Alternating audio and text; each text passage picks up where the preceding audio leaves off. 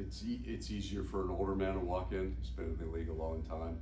He's also one way or the other crossed paths with most of the guys on our team, and then has, he played with what was our entire fourth line. So it's pretty quick for those guys to come in and just be himself, and now they have lots of stories to talk about. So there's good energy when you bring new guys in, yeah. And he said he's tagging along on the trip, or at least to Boston.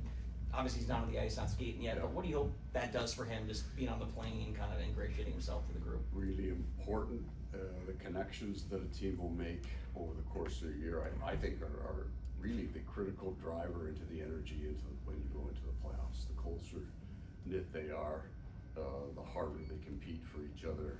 Everything that Matthew and Brad do now to the end of the year will be driven by our medical team. So they'll travel with us when it makes sense in terms of when they can get on the ice. We have our whole group is with the team in terms of the doctors and medical people. So I'm sure we'll see those guys around every day quite a bit. Brad said tonight that he hopes to get on the ice tomorrow. Is that what you're hearing from yesterday's meetings with the docs? Yeah, they drive all of that. So we're not really involved with anybody's therapy or rehab or have an opinion on any of it.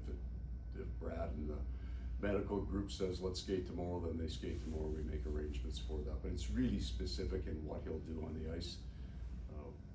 So like I said, they handle that. When a guy gets on the ice, it's usually a good sign. Sometimes he's just trying to keep his legs going, but it's better than not being. Yeah, and is there any timelining now that he's spoken to the doctors? Boston saying 3 to 4 weeks on this. Yeah, I don't have anything new on it. I think it's one of those ones you'll know what you'll be in a week. You got a better idea each week that goes by, but nothing significant in terms of a change one way or the other. It's not going to be longer than they thought. I don't think it's not going to be a week and a half shorter than they thought. Okay. It's probably in that range. And Matthew Tkachuk, anything new with him? Nothing new with him. He's right on that program. Same thing.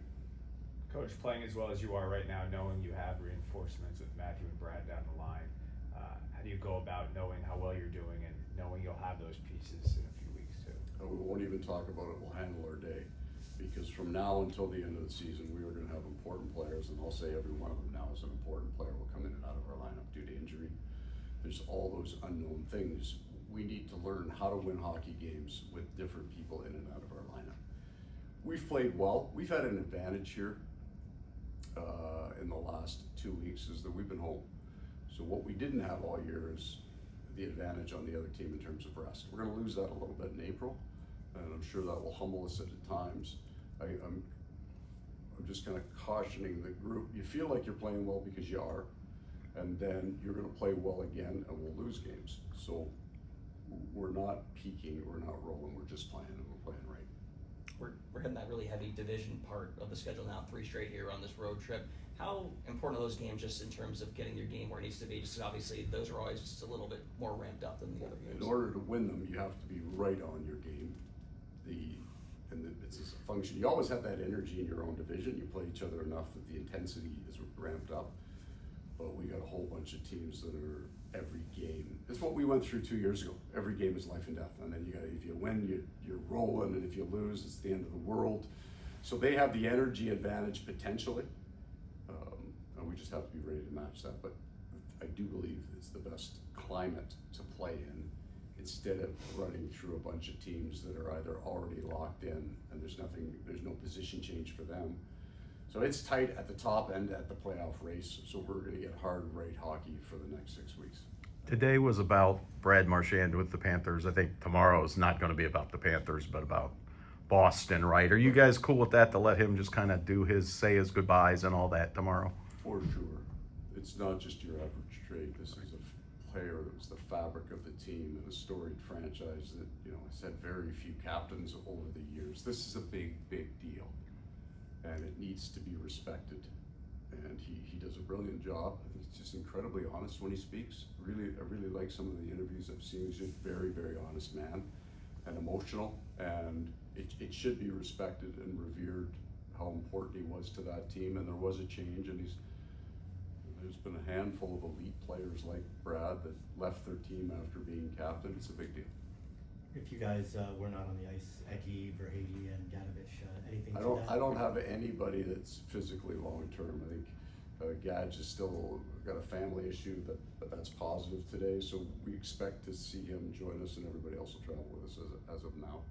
Any concern that Verhaeghe or Ekblad would not be eligible for tomorrow night? Not yet. We'll deal with it tomorrow. Any other questions? I mean, we already kind of touched on it, but like even after he wouldn't be in the lineup for Boston anyways. But how weird is it preparing for a Boston Bruins team after looking at Brad Marchand wearing your gear? Yeah, it'll take 5 minutes for those guys. The puck will drop and it'll all just completely disappear. It's more, we got a number of important names that left that team over the last 2 weeks, and then they went and beat Tampa for zip. So we'll look at that part of it more than we'll look at the nostalgia of the player change. That's for Brad to deal with and the Bruins to deal with, but for the rest of the guys, that'll be a game. Because you guys had like a legitimate rivalry with those guys, and The two heaviest playoff series that I've been involved with the Bruins the last 2 years. Physically, the nastiest, the hardest, and the most consistently hard. It wasn't one game where we pounded each other and then settled in. It never settled, which was a great thing for our team. It was a great thing for us to learn what it takes. And both those first and second round, that's not in the final. It was hard, and it was good for us.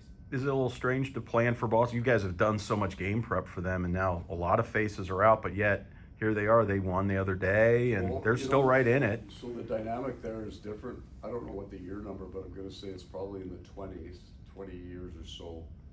The pressure is for the first time off the Boston Bruins. They've clearly shifted gears in their expectations by what happened at the trade deadline.